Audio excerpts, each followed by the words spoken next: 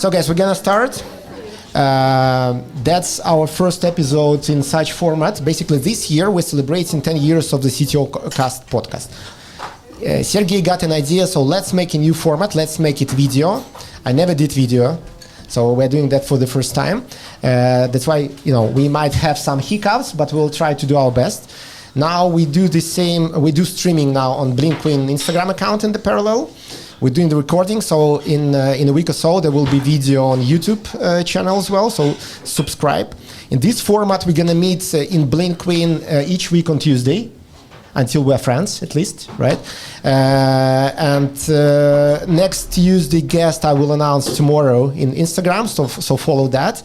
We already have guests for the whole February, every Tuesday. Now we are looking for guests for March. So if you know interesting people, shout out, right? Let me know, or let Sergey know on the Blin Queen Instagram, and we will try to bring more interesting people starting from March.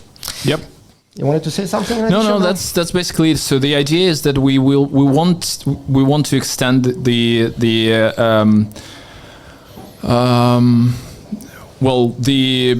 place, really, from just a place where you can have food and drinks and talk to each other, to a place where you can also spend time and learn something new and meet some new people as well.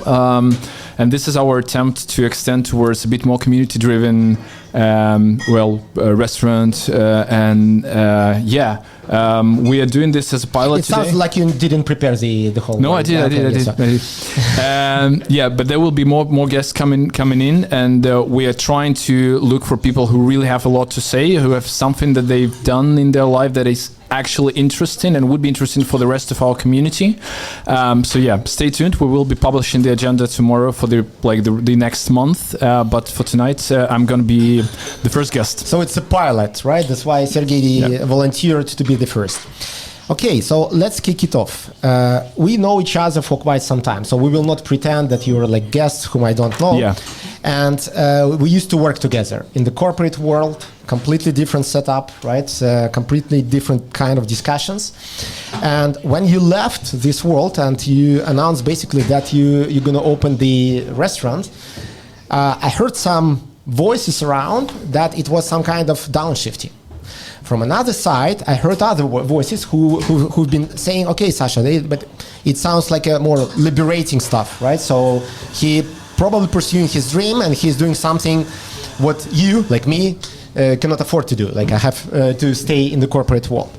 And I'm wondering how does it look from your side? How did it look? What is that, like 2 years ago, right? Or how did it look back then for yourself? A little bit more. So I really can't figure it out still. I do think that for me the change in my career was actually up rather than down. In a way that is more challenging work and it's more complexity in this work and it's your own stuff rather than you work for someone, right? And you have a little playground in your team and the colleagues and stuff like that, but you still feel like you're in a little bit of like a swimming pool, and now I feel like I'm a little bit in the open sea with sharks and everything. So in my opinion, that is not downshifting per se. Downshifting would be, I don't know, making furniture, chairs, or I really don't know, origami, but I mean this is fucking hard work. This is really not a downshifting, and the complexity is huge. So I would say it's a more challenging stuff, and I'm definitely way further from retirement than I ever was, including the corporate times. So you're gonna get back. Okay, let's put it aside, right? So, okay, it's not downshifting, so it's more liberating, right? But you also mentioned that you doing different stuff, and I can imagine that these lamps and these tables, everything was done by yourself, right? So you don't have like special team, like in the big company, you have different people helping you around. You have no idea how you're getting money, right? Everything just magically happening, right? Now you're doing everything yourself, wearing different hats. I used to have my small businesses like 10 years ago, and I remember when you're in that, then that was about me. I was losing creativity. So everything was piling up on me. I need to fix this, I need to fix this, I need to fix that. And the most important part, how to make this thing interesting, so people come in and you have the full house today, right? So I know most of them. So that's the last time that we have the full house. I think it's a favor in a way. Okay. But I also see some people that I don't know, and that's really nice of you guys. So all of you guys who I really have never seen here before and who've never seen me. Thank you very much for coming tonight. Means a lot for us. We're not saying goodbye yet, not right? Yet, not yet. Because it sounds like that, right? So I'm doing comedy today, just in case, not you, right? So, and so the question is, how you are not losing this spirit of creativity, being like having all these troubles. We'll discuss troubles a little bit later, right? But like, how you keep up with creativity? Maybe it's not you. I wouldn't say that it's harder than in the corporate job, really, because there the routine is way more established than here. I would say here something new blows up every day, and like we have people who can't go out for the shift. We have I don't know, the plumbing that suddenly just explodes. We have the suppliers. We have actually the management of our financial stuff, and all of those things. They like every day you got a lot of distractions and a lot of things that just happening accidentally, and in that sense I think it's harder to stay focused and to stay on your routine, actually, to finish something when you started it, because you always have those little distractions. In a way, I'm trying to get back to routine right now with all the things like just happening around. While I think what you're asking is, do I have problems with fun stuff happening? The fun stuff happening here like every day, and it's actually happening even at night. So in that sense, I have no problem. But we have a problem of trying to stand up and just have a different level of view of perspective of how the business is running. This is a huge problem because I'm so focused on how I'm making cappuccinos. You can't really think about development. You're so focused on whether every day we're actually giving a nice cup of coffee to people who come here, or whether we disappoint certain amount of people. So all those things they basically taking all of your attention, and in that sense, I think the challenge is really to stay focused and to develop sort of a routine that can give you some productivity. Okay. But you're not doing that alone, right? You basically opened this place not alone, right? But together with my wife. With your wife? Yeah. And can you if we get back in the beginning or even before the beginning, right? So you're working in the big corporate world. Yep. Suits, all stuff, right? Yeah, so, good watches. Good watches, not in your case, but people usually do have it. Yeah, so there and you eventually deciding to do that, right? Yeah. So how does it happen? Well, it is a story of the marriage, of love, of willing to do something together, and that something is born out of the relationship, actually. So indeed, yes, I moved to Amsterdam in 2014 as first an engineer for the mobile applications, and then you pretty much know the career, but I will just tell everybody that I'm a mathematician and the engineer as a background. So I moved as an engineer, software engineer. I then started doing more of the project management and ended up doing the business like you're doing right now. And then I met my wife, and she's not here tonight, and that's really sad because she's there. I've checked Instagram, right? Well, we should say hi to her because basically I'm representing only half of this team. Actually, 1/3 because we also have a baby, and he's doing a lot as well. But it's impediment. I'm sorry. We can't say that out of 3 of us, he's probably less focused right now. And he's definitely more creative than us. But yes, we started this place with Dasha, and the idea came when she moved to Amsterdam. It was a few years ago, and right at the start of the pandemic, we suddenly realized... Decided to open a restaurant. That's just brilliant, yeah. That's actually true. We decided that we're going to open the restaurant right in the middle of the lockdown when everything was closing down, and we didn't have place where we can go for lunch. So we started making food at home on the weekends, and Dasha, my wife, she actually came up with this recipe of the pancake that they have in her family, and I was coming up with all kind of creative combinations that we can actually put in or on top of the pancake, and we would be spending like the whole Sunday making them and eating them, after a few weekends, we just ended up understanding that we really like it a lot. And then we thought, well, maybe that's because this is the food that we know from since we were kids. And we need to really try with the local, with the Dutchies, with the expats, and just, invite them over for brunch and see if they like the food the way the same way that we do. And they all said it was really nice. And I think they all lied. But back then they all said it was really good. So we decided we will do the small food truck. That was a good lean approach to start, not so fully-fledged restaurant, right? Exactly. The whole idea was that we start small. We start like a startup. We take a really small investment, and we find some food truck, and we put the little stove top for the pancakes, and we start making. To Amsterdam Zuid, closer to the big Wandel buildings. Park. Wandel Park. That was. We used to live back near the Wandel Park, and we thought, well, it's a really nice place. It's a really good park, and we want a food truck, and we want to put it there. And we defined the initial investment. It was 10 times less than we eventually ended up spending, but there was like just an amount for food truck and for some licenses, not a big amount. We could have afforded this without going all in. You can tell your numbers now. It just was the initial budget was €20,000. 20,000 euro. Okay. Yeah. So. And then we started dealing with the Dutch bureaucracy and the whole licensing system. And people in the municipality told us that the only place where we could put our food truck. They were very polite, by the way, and I think they even laughed a little bit when we said Wandel Park.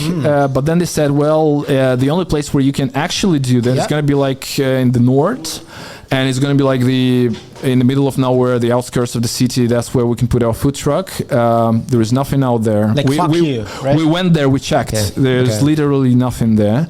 And they said, you can put your food truck over there and we will give you the license. No other place in Amsterdam. And we've been seeing these hot dog trucks in Wandel Park every day. That's corruption, man. I think so. Yeah. But and they said, no way. So we started looking for a bigger place, and but still a small place. Trying to think about takeaway. It was Corona, right? So we said we're going to be smart. We're going to invest when everybody else is basically quitting. So therefore, we will have a chance to find a nice place at a reasonable amount of money, which is not possible in normal times in Amsterdam. But there was no small place either. And eventually, when we found this place, it was all in. So we would spend, I think, even during the pandemic, we spent about 5 months searching. And then this place came up, and it was completely unrenovated. It was just after the big capital renovation with the foundation placed. And, the amount of investment, as I said, it was approximately the order of magnitude bigger than we initially planned for. So it was 20, and it became? 200. 200, it's a little bit more, yeah. Eventually, right? So it's it was like after it's not you need to do this straight away, but after 5-6 months, like the total opening came to this number, we just decided to do all in. Like we just decided we're gonna try it all. And frankly speaking, I think so far it's very sad. So far it's no. Okay, so you opened. It's still Corona. Yeah. Right, nobody coming, right? Yeah. So you did deliver or what? So we did it on purpose. We thought... and you already left your job, so you're jobless. Yeah. Dash is also jobless, right? Yeah. So very nice. Okay. I didn't still sell all the stock and everything, but I knew that I would have to do that and just completely say goodbye to just to understand for myself, how old is your baby now? He's going to turn 1 year on 6th of February. So approximately at that time, when you have 200k debt, you had some time for having sex? Yeah. Yes. Okay. All right. Yeah. So. We tend to run multiple projects in parallel in our family, and Okay, so you open up, no customers because Corona delivery. Yep. But now it's We now actually it's had getting, to. We now had it's to better, so do. just We had to do. We had to do a lot of work ourselves here at the bar with me and Dasha. She was early in her pregnancy. She had severe intoxication. Do we need these details? Just bon appetit, everybody. Sorry. Okay, yes. Yeah, sorry. But we still were pulling like double shifts almost every day, like morning and evening. It was like complete startup mode. So I don't know. I'm just looking to the people. I see the tip's gonna be high. But No, we're but not- the mood low, right? So Okay, well, fair enough. But this is the reality, really. And when we were Okay. starting this business, we had a lot of people who were experienced in this business, and they were telling us, "Don't do this." You were among them, yeah. But frankly speaking, I think it's at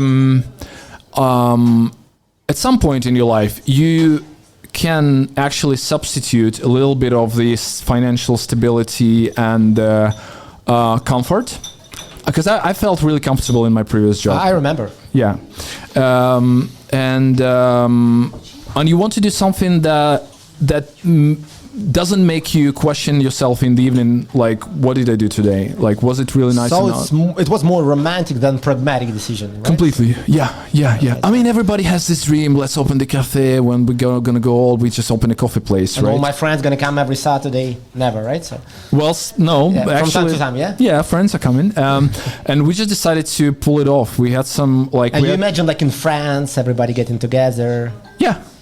We had all of those stupid stereotypic thinking about what's going to happen when I'm going to open the cafe. We even had a business plan that actually showed that we're going to be extremely profitable. By now. Well, no, way earlier actually. Yeah, a couple of months it was, I think, and then we would be making hell of money actually. Shit. We man. calculated we need to have 5 tables always busy, Yeah. and then we're just going to be like, yeah. All right. It didn't happen at the end, but now you feel more or less good, right? So I feel way more satisfied. Yeah. I feel way more light on money. Like less money, it's more. It's liberating, actually. That's what you were talking about. Yeah, for sure. But I feel way more satisfied with my current life. That's definitely true. All right. Good. Yeah. Now let's make a shift a little bit to technology also. Sure. Right? So I remember that some time ago when I came to you, one of the ideas you had, and I would not say that's something surprising, that you want to have something custom, like a platform for restaurant management. Is it something what you brought from the previous life, right? So that you cannot just focus on the, I don't know, cuisine, but you also try to automate everything around you, right? And where did you end up? Well, you know that I've never had an engineering mindset, like strictly speaking, right? I'm way more into dealing with people than dealing with the code or machines or technology. That being said, I think in 2020, which year is it? 23? It's 23. Yes. And even last year, I think it was also true. You have more success opening the restaurant if you know technology than if you know how to cook. Okay, explain. Not obvious. It's very simple. So the industry is actually dying from low margins and extremely high labor cost. So if you think about it, that's the first place where people from consulting companies should be going and actually helping to save on the... But you said low margin. For consulting companies, there is no enough This margin. is the red flag. Yeah, So this is essentially the controversial part about it. There is so much that you can actually optimize to be able to invest more in your food, in your clients, in your team, and you can't do that because you have to run like a headless chicken all the time, checking if you have enough salmon in the kitchen. And the whole industry works like that. So if you are a restaurant of, let's say, less than 50 seats, and we are, and this is just one place, you don't have like 50 places, you're not McDonald's or anything, the amount of money that you have to spend on useless stuff, mostly the time and labor, is just tremendous. And the technology can help, but then on the other side, you don't have money to afford this automation, and therefore you don't do that. You So just it's a focus. deadlock. Exactly, and we want to break this basically this evil loop, and that's why when I came in, I started looking for a software that can actually help us automate those things that are hugely inefficient. Like I said, you need to run to the kitchen and check if we have enough salmon left. You have a supplier who can bring you salmon. 10 kilos. You have a pancake with a salmon, and wherever you put there. 200 grams, of course, we put less, but let's say you sold 10 pancakes and you still have to run to the kitchen and check whether they have something left. And if they don't, that always comes as a surprise. And you need to run to your supplier or call your supplier, and that's the extra cost for logistics, so that they come and bring you another part of salmon. And during that time, you will disappoint your guests because you don't have salmon in stock, and there will be still time that you need to, we do a little bit of advertisement here. Yeah. We do we cure salmon ourselves, so it takes about 20. Whatever 20, it means. Yeah. Anyways, yeah. So it takes about 24 hours. They bring the fresh fish here. It takes about 24 hours till it's ready. So, and we're not alone like in this. A lot of people are making way more complex food than we do. They all suffer from this, and they don't have time. And as you said, there's so much into this, in the trenches, they don't have time to think about how do I solve this problem systematically. So we started trying to solve this problem and the other problems that exist in this industry. We don't have a budget for this, but we have a little bit of people here who can do some stuff. Yeah. And we are trying to automate some of those things. We started with mostly focusing on the shift management, salaries, how do you manage the time of your team, how do you manage because this is the biggest cost component for this business. And we build a system because we didn't find any on the market. And we will extend now building the point of sale and connecting the suppliers management system as well. So therefore, there is a startup in parallel with the cafe happening right now, that we actually have a lot of hopes in as well, because we think it can help other people as well. I know one success story like that. There is a guy, his name David Young, if you know him. Yeah, heard. So you inspired maybe a little bit about his story. It's the guy who started company Abby, for some of you guys who same age of me as me, right? So before Google Translate, there have been some local translators. I actually think, I just wanted to say, so this guy, he opened restaurant, and after opening a restaurant, basically launched a platform to manage restaurants. Yeah, that's the idea. I don't know whether I'm inspired by him or not. I think we're just coming from the a necessity. We need to do that, or we will not be able to compete in the space that we chose for our place. Mm-hmm. And this is not the easy, let's say, targeting that we have for our place. So in a way, we have even harder problem to solve than the rest of the guys in our category.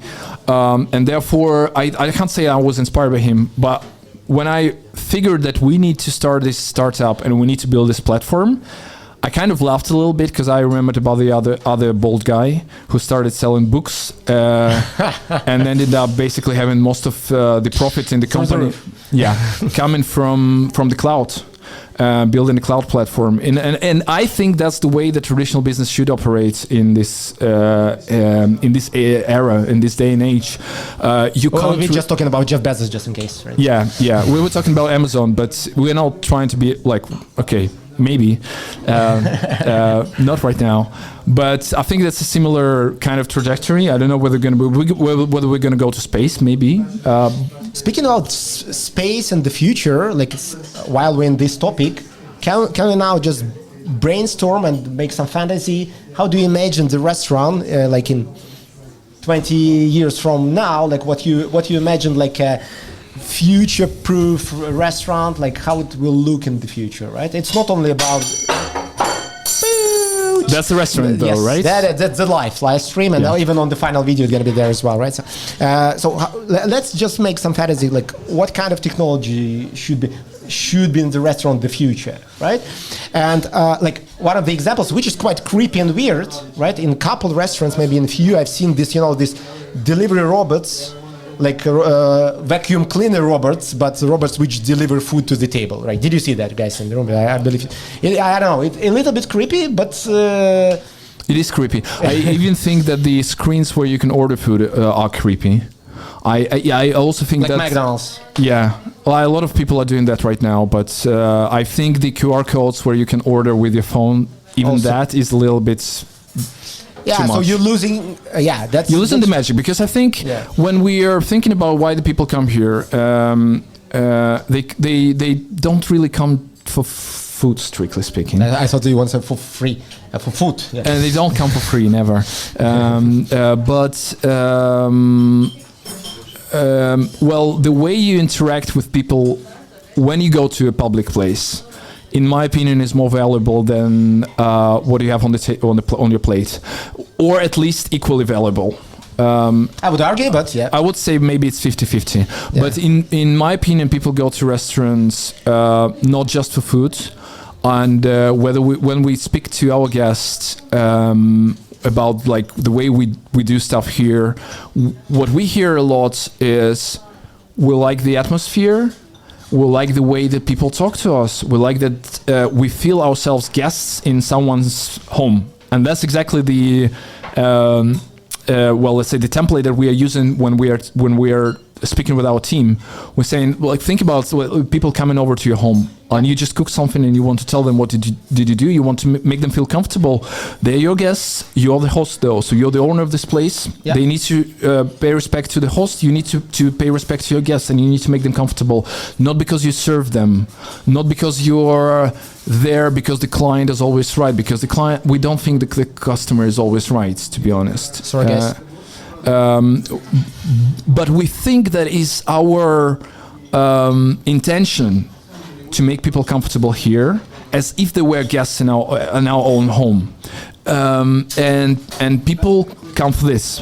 So just to understand, if I understand you correctly, so everything what happens in this part of the restaurant, you don't see any innovation because it should be old school. It's more about connecting to the people. I think right? it's a mix. That's I think why it's a mix. all these iPads to order food, or these screens, or these digital robotic guys who are delivering food feels creepy because we are not. That's not what we expect from the restaurant. So right? I think the technology. Just to finish, right? So the whole innovation you think gonna happen on the back end, on the back office side, right? Is it correct? Most of it, in my opinion, yeah. Okay, then let's make some fantasy about the back end. So I think the team should be supercharged with the modern technology. Just speed. You're gonna squeeze all juices from it. I'm gonna give no. Okay. You're gonna trackers in the people. You're gonna make their life easier with this, really. And yes, you need to track the stuff. You need, like, for instance, okay, I have an idea. We have a beacon under every table. And we have the Apple Watch on the hand of every person working here on the floor. Yeah. And when they bring the plates and then they put it on the table, Yeah. we know that the order was delivered to the table. But you know they're gonna start cheating with empty plates, you know. All of that. Yeah, okay. But I'm just giving you an edge case example of Yeah. where that would go. Will the guests see this? Not really. So it should be invisible for them. That's In the my problem. Yeah, opinion, it makes in my sense. opinion, Yeah. the whole magic of a restaurant, and that's for me. Yeah. We open the restaurant not because we know how to open the restaurant. We open the restaurant because we think we know what does it mean to feel nice in the restaurant as a guest. Hedonism expert. I don't know, maybe. Yeah. I think the whole magic is interaction with the other people, and then comes the food. Instead of beacons, I was just thinking you can put a few cameras. You still have them, I believe, right? And do image recognition on the table. So it will be just a little bit more, one step further. Yeah, could be. All right. So and let's make some brainstorm ideas about the back office stuff, right? You said that it's okay. You need to have these systems, but I believe there possible some more automation, like fridge, which manages that. Not Fridge. Not you. Like where are you? The salmon. Like Salmon example managed by Fridge. by fridge, yes. So fridge understands how much salmon now in the stock, right? But it orders from wherever you order, right? So I think it's one step forward, even compared to what I'm thinking, and I think we're not even there where we have the system that understands that we don't have any salmon left. And in the system, it's easy. You just need to get the data from your point of sale and combine it with the data about how much stuff you ordered, and that's easy. It's really easy.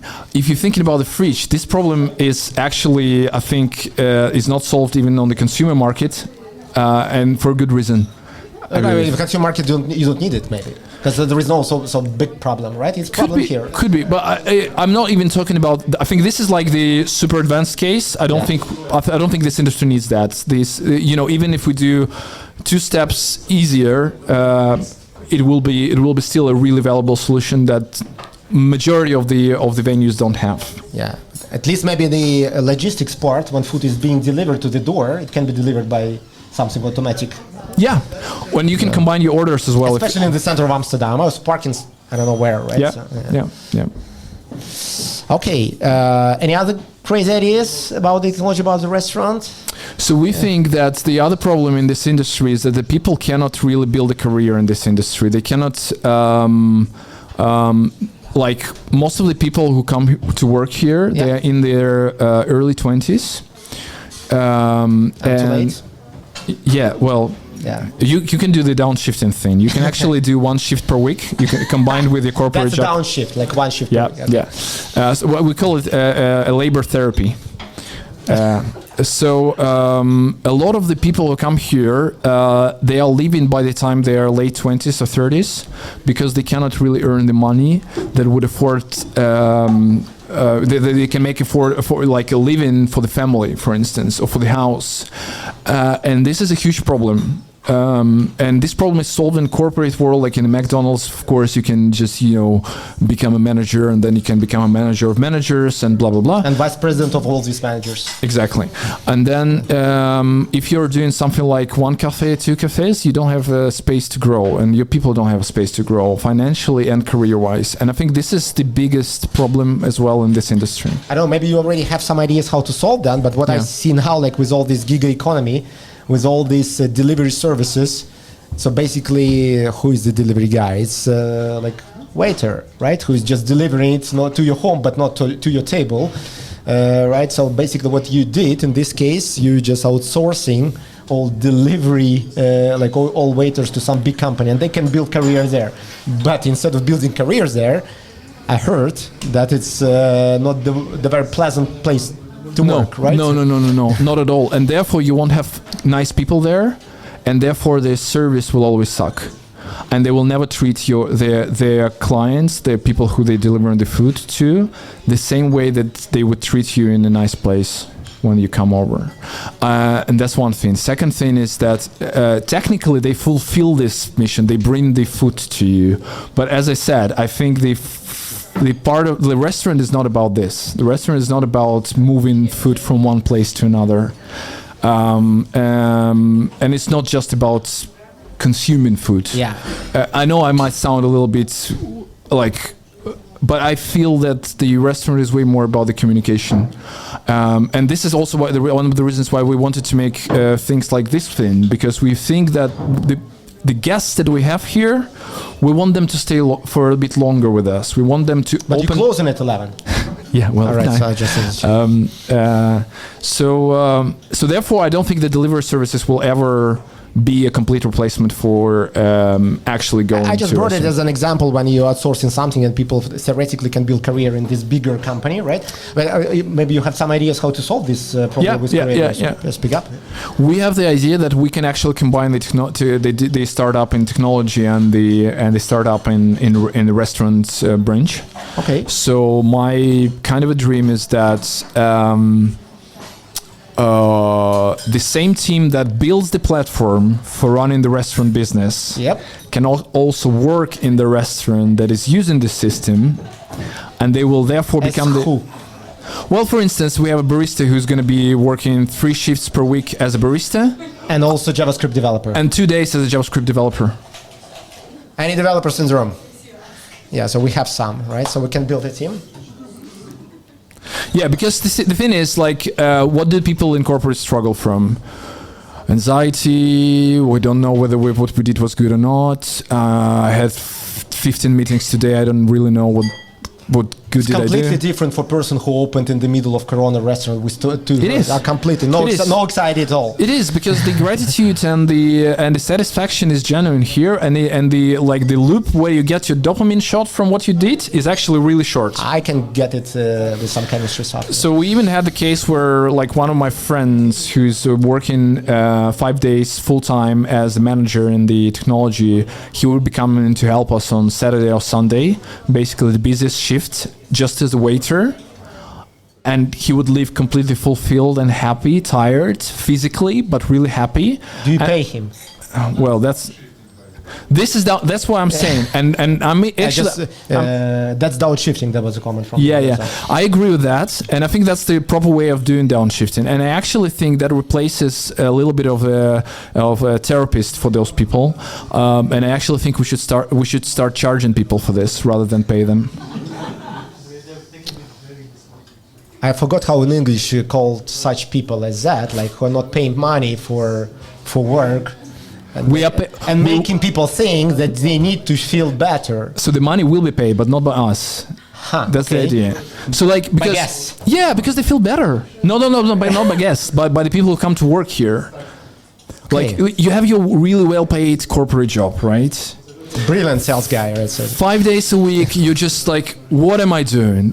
But it's paying well, and I have a mortgage, and I have 3 kids, and I have a nice guitar that I like to play. So I cannot really get rid of all that stuff, but I want to feel new. I want to get back a little bit in the time and feel that I'm doing something with my hands, and I have a lot of people around who are genuinely grateful to you. They're saying thank you. Okay, how much am I ready to pay for that? I'm just thinking. I think that's a similar rate as you would pay for the therapist, really.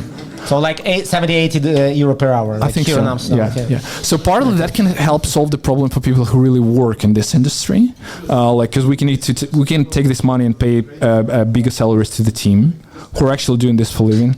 But I'm just joking. I think. So it sounds like Robin Hood. In a way, but we're helping as well, right? So we're not robbing you. We're not robbing the rich. We're not saying you're bad because you're rich, right? I'm a bit more right wing, you know that. Yeah, I know. I'm completely left, right? But we think it's a common good, and we actually had an example of this working with a really happy manager who's doing the emails and meetings all the week, and then he comes here, he serves the table. People say thank you. Okay. You like it was really nice. So let's have a bet, right? So let's make another meeting at the end of this year and see how many more guys will do like that except this guy. And if you're gonna have like 10 times more, I'm gonna invest in this story then also. Yeah. Fair enough. Yeah. If you're gonna take your money. That's a different question. That's a different question. Or I will open something similar to that, right? So yeah, exactly. Because I'm gonna tell all the secrets. Yeah, I'm sure there will be interest on that site, and I even know the people, and some of them are in this room, who I can pitch this to, and they might say yes. Okay.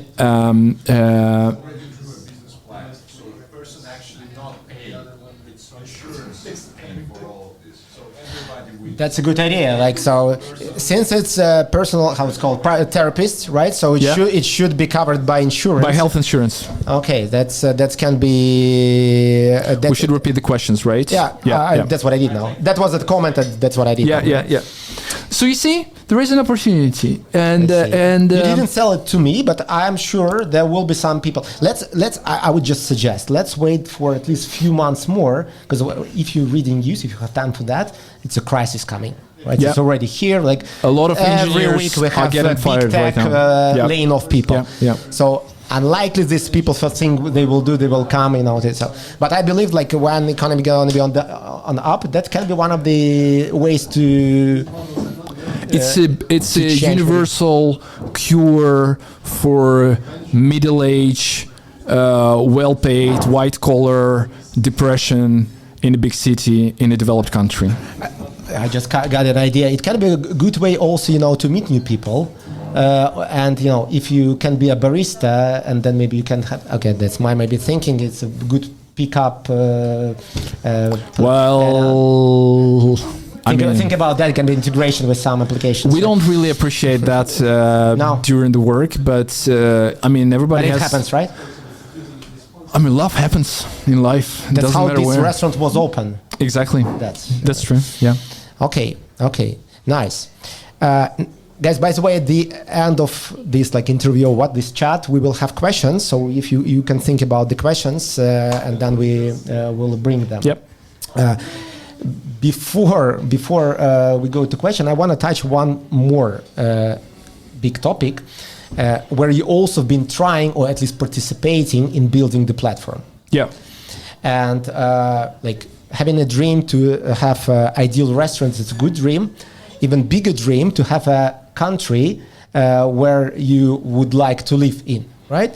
And not so many countries are so well digitized and automated, and these countries usually have some other problems, right? But you participated somehow, I know, in some project around the, I don't know how to call it, digital, not government, but digital country, name it. Yeah. I'm not sure what you can tell about that. If you cannot tell about this particular experience or a little bit, but then let's maybe think about how do you see such kind of projects? Right? Are they feasible? Are they real? They are, and I can't say that I've done a lot in that field, but you and I, we both come from the country, we both come from Belarus, and we've left some time ago. I do think we, both of us, still have a lot of personal and emotional connection to this country, and we both would want this country to do much better than it does right now. You're making my comedy part really difficult now. I cannot make jokes about that. And therefore I think we have some people in the room also from Belarus, and I think we share this, and we share the pain that we have now since 2020, that is now almost at its ultimate point, and I think it doesn't matter whether you have a restaurant or if you're a software engineer, or if you're a manager, or if you have the skills that can help your country do better, you should apply them. I did some work in this field, which I'm personally proud of, and I'm hoping that it will bear fruits. At a certain point, it doesn't seem very bright right now. Okay, yeah. But I definitely think that the work that I've done, my modest share of it, at least will help me sleep better, just myself, and hopefully will help our country as well at some point. Can you tell a little bit more what you've been not you, but a little bit about the project itself, right? Yeah, I've been a few projects. One of them was the data platform that collected data about the violence against the peaceful protests in 2020. Yeah. After the presidential election in Belarus. It is completely legal, but it doesn't matter anymore. But this is one of the parts that we did. We wanted to build a modern tool that would help to analyze this information and help people. So I did that. It was one of the things that I did, and in human terms, I think that was one of the best things that I think I've probably done in my life So far. Yeah, but that was one of the components of this bigger platform, right? Yeah, and it was just really for me, it was a side, let's say, activity that I participated in. But I know people who are spending still their whole life doing that, and I deeply respect them. I'm not one of them. I just did, as I said, I just did a small part. But I think those people are probably in a way bigger than me in something, because they would probably have way more things that they can tell to their kids at some point. And I think we want that. All the people want that. All the people want to feel that I've done something in my life that was worth it. And if there was a moment in time where I did not bend and I did not look away when something wrong happened, I think those are the people that keep, they sleep better than the others. So yeah. Do you follow how it's evolving right now, the platform? Just the news, really, and some side. And do you believe in such platform? Let's maybe think about the platform itself, right? What was it about? Like, what about election? About like violence tracking, right? It was about the facts where the rights of people were, violated, brutally violated. Yeah. Okay. All right, so you wanna. And it was also about how do we connect the people who need help with people who can give help, legally, psychologically, all that kind of stuff. So it's not just about storage of the data, but it was also about how to help people find help. Okay. Guys, I think we're coming to the questions. Please raise your hand. I will repeat the question after you say it, right? And in this way, people who is now online and then later see online will be able to hear it then. So any questions? And if you will not raise hand, that would be very sad. So it will be our last time. So please speak up. Anybody? No, nobody. You. Okay, Vova, go. Something you have to think about exit. It's very so I will just repeat the question now. So how do you see the exit from the restaurant business, right? Not from the life, right? So it's always because. I can't think of myself as a serial entrepreneur. In a way, I really don't think about this right now. I want to do things differently, as the way I described. I really like to challenge it does sound like a buzzword, like the status quo in specific industries, and wherever I am, I'm trying to change things. And I think there was also a little bit of true in my corporate career, but I don't think about the exit right now. I don't think about selling selling the business or something like that right now. We are thinking about accepting investments for opening more locations and for the digital startup. And we are talking to some of the people who we actually met right here because they like the pancake and like the coffee and like the vibe. And they came here and said, how can we help you build more of those places? Or what is it that you want to do? And we said, well, we have this digital store. And they said, well, let us know what we can do for you. And those are the people who I'm hoping will be once at some point here at this side of the microphone, also telling their stories because they're really interesting people. So I don't think about the exit right now, really. I'm thinking about how do we make a hybrid restaurant and digital business and actually give the opportunity to all our people to build a career and an interesting and fulfilling life by combining a simple work that gives you instant shots of dopamine and a bit more strategic work that you will know maybe will at some point bear fruits and bear the results, but you don't know right now. So that's the dream. Once we've done that, and if we reach the ceiling and there is nothing else that we can do there, and somebody comes in and say, I'm going to keep going the way, this way. But I've been working with investors in my previous field. Private equity sharks. Private equity mostly, yes. And I am still probably I shouldn't do this on the record, but I think when... If you're going to come back to this previous career, think twice. Yeah, I think when you're taking money from someone... at the table, it is always complicated, and sort of you always have to find a compromise in how much freedom making decisions you can give away for this money in return for a faster growth, right? Or being able to do something differently.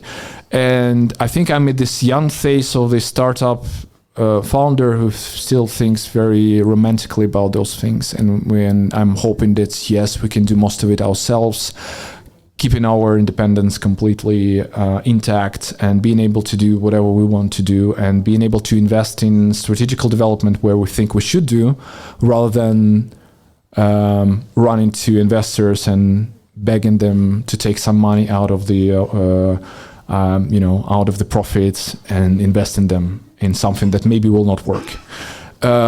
So there is no exit plan right now. We want to be more than one place, that's for sure. And we have a plan this year, hopefully, that we will be able to open another place in Netherlands. In Amsterdam. Yeah, for now in Amsterdam. And we also have a plan for this year that this platform that we're building, we should release MVP this year, and we should find, at least few of the first paying customers for this platform. So therefore, I'm going to different coffee places and brunch places around here, and basically doing small talk with people there, just checking if what we're doing is feasible or not. And so far they all say yes, of course, but they said that about the pancakes in the beginning as well. So we are very cautious about the moves we make, but we definitely will. This platform will definitely see the light, and we'll definitely test it this year with the commercial customers as well, not just us, but some people who would want to do that. And I think maybe that business will be a good target for attracting money for the faster growth. Yeah. Thank you. Okay, thanks. Yeah, we have 2 more questions here, please. Yeah, I really like to know more about some sensitive stuff like money. Yeah. And as far as I understood, you didn't have any investors so far. No, that was basically... Just to repeat the question, so basically you're wondering where the money coming from, right? Is it his own money, or like any investors participated in that, right? Yeah. And when this kind of business stay profitable? If ever. If ever, That's yeah. I heard in your question, yeah. Sure. No, there is no money other than ours in this business right now. So this is basically, I'm 34 right now. Really? Yeah. I look younger. Yeah. At certain age, when you're bold, it starts to pay off. And never gonna Yeah. happen. Yes. So basically, about 10 years of not, I would say, probably the worst, not the worst career in technology. Some stock, and then that grew because of the company that I used to work for, and my wife's career in advertisements, and her car, and my expensive watch, which also got sold.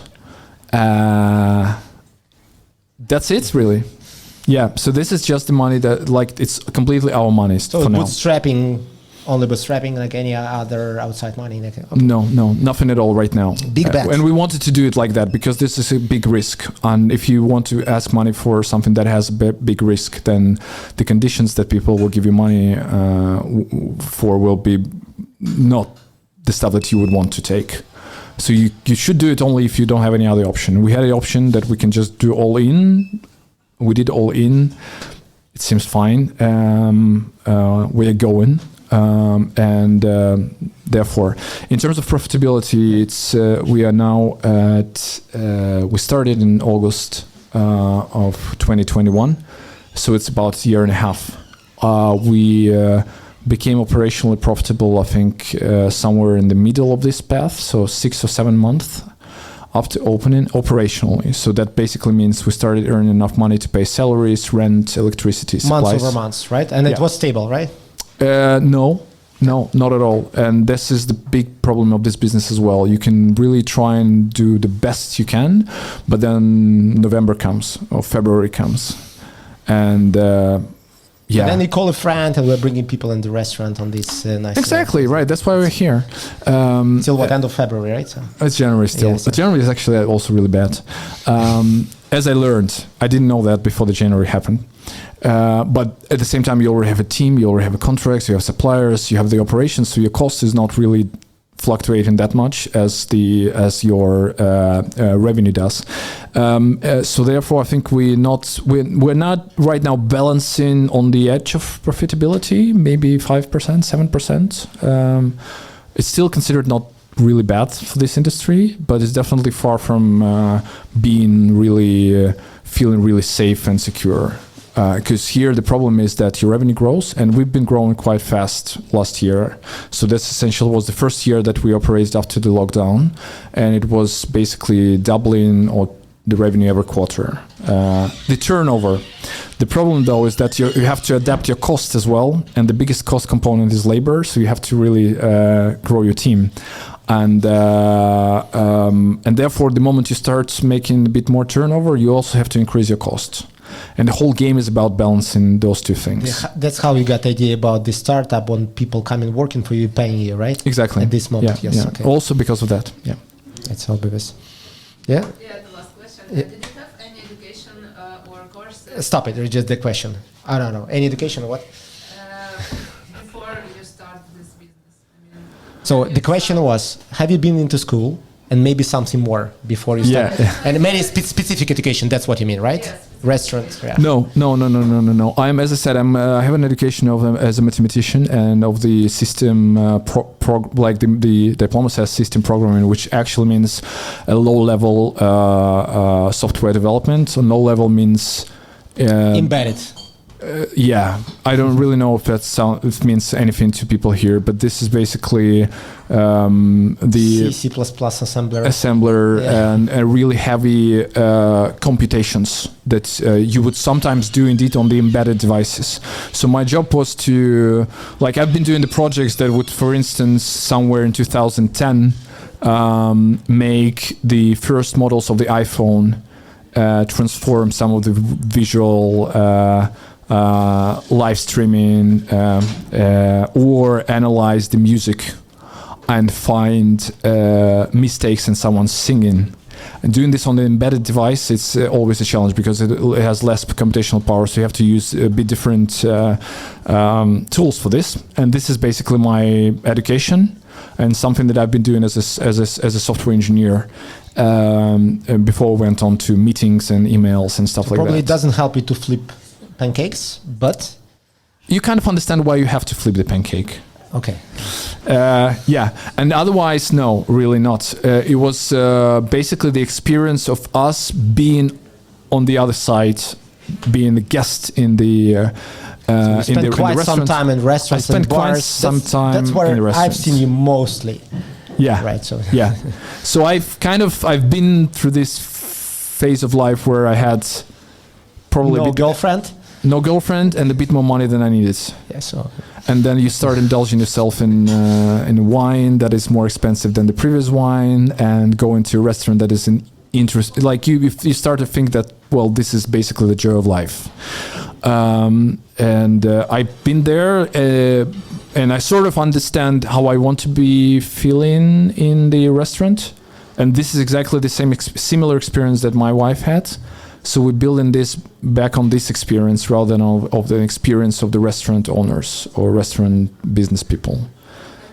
did you have any advisors from this sphere?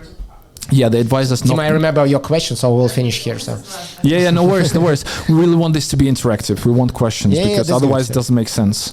You can watch this, online. We did have advisors experienced in this field who advised us very strongly not to do it. Yeah, well, this is basically the Actually, good advice. right? This is the advice I would give right now to people, if they would ask me whether they should open the restaurant or not. And the thing is, we didn't follow this advice, and I don't regret about this. But the thing is, you should only do this if nobody can convince you not to do that. That's the only situation where you need to open the restaurant, I think. Because all the things that they are saying about the hard work and sweat and really, difficulties with building a financially profitable model, they are all true. So there are ways to do it, and there are ways to do it successfully. But I think you need to go all in, and you really need to want it. And if you really want it, then it doesn't matter what everybody else says. You're going to go and do it. And that's what we did. And we don't regret about it. But people did tell us not to do that. They asked me what kind of job I have. They asked me how much money I make per month. And then they said, what's wrong with you? Hire then they therapist, said, right? And then they said, Instead. okay, you can do it, but never quit your job. because then you have this permanent Dutch contract, and you can just do nothing there, and nobody can fire you anyways, and you have a they stable can now, right? Crisis came. So. Yeah, the right-wing people come. So this is basically the advice we had from the people here in Netherlands who have experience doing this. And that's the same advice that I would give right now to people who want to open the place. And if they don't listen to me, then that's completely fine. They're on the right track. They should do it. And if they listen to me, and if they believe me that they shouldn't do it, then they shouldn't do it. You're very good in perceiving people. So we're just looking straight to the eyes, right? And that's okay. Just to summarize your long answer. So you said that was bootstrapping. So out of classical 3F, it was fools, friends, and family. That was family and a little bit fools, as you explained, right? Yeah. Then you did have consulting, some mentor, right? Yeah. And he said you not to do that, but jokes aside, he helped you somehow, right? He gave you some He did help us a suggestions, lot. We found a guy who's actually a consultant in this field. He's Dutch. His name is Jasper. And he also is an owner of a few restaurants himself. So he's doing the consulting, but he's also an owner of the business. So he kind of has a hands-on experience. And he's been helping us finding this location, negotiating the deal, building a business plan, building a presentation for the municipality. Because the municipality doesn't give you a license if you don't make a business plan and you don't convince them that you can actually pull it off. So we did all of your that. charisma didn't work in this case. There is no charisma there. That's you true, just that's need true, to put something on paper and send an email. So he helped us a lot with this, and along the way he was basically gently saying, like they sometimes speak with the emotionally unstable people, you need to be calm. He was telling us, well, think about this, think about that, don't quit your job, blah blah blah blah blah. And we said, it's all gonna be fine, and it is fine. But then we had other people who are currently helping us with the accounting and legal. And we came to them and we met the founder of this accounting firm, and we said, we want to be a client, we've heard you're good. And he said, yeah, we're good, what are you going to do? And we said, we want to open the restaurant. And he's like, okay, what kind of job you have? Contract? And you don't. And then he was like, do you really have to do that? Is somebody holding the gun against your head? And I was like, no, I want to do that, we think it's going to be good. He said, well, there are easier ways to make money right now, including the stuff that you currently do. You don't have to do anything. And, we were at the point where we said we just want it. We didn't listen to anyone. Okay. Good. Dima? Yeah, I actually have two questions on this financial topic. Yeah.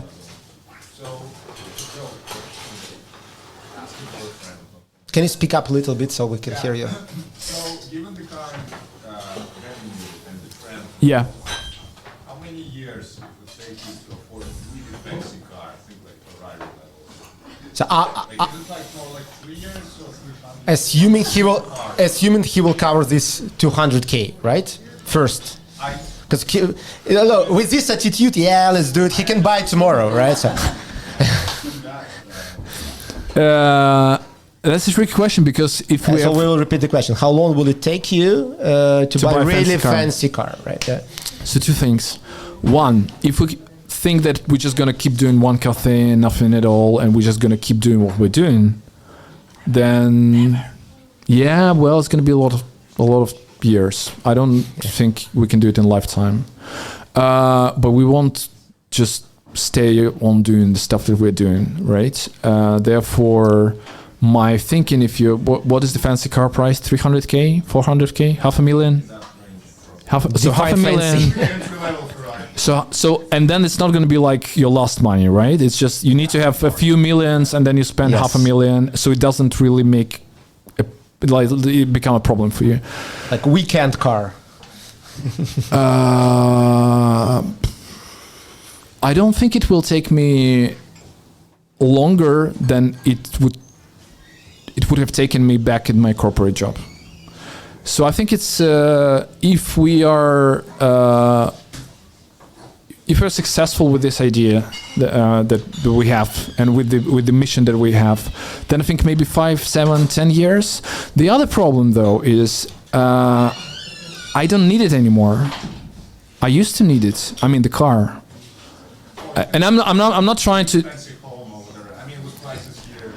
What you really want, right? So frankly speaking, I stopped wanting expensive things before we opened this place. Not because we opened this place, but before. And I think this place is basically my testament to not wanting expensive things anymore, because I just spend all the money I could have spent for the expensive things.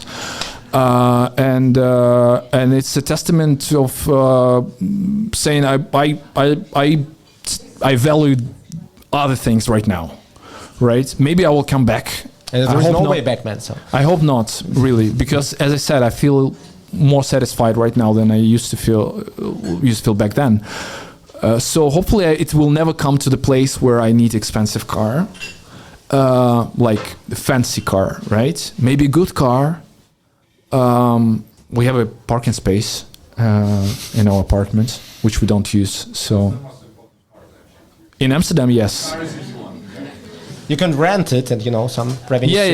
Yeah. So and I really like it because I had one car in my life, and it was Volkswagen.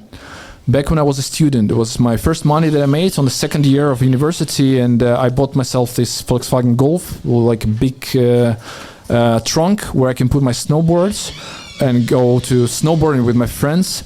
And then I moved to Netherlands basically when I was 2014, 26, 25, 26, 2013, 2014. So I sold my first car and I never had a car afterwards.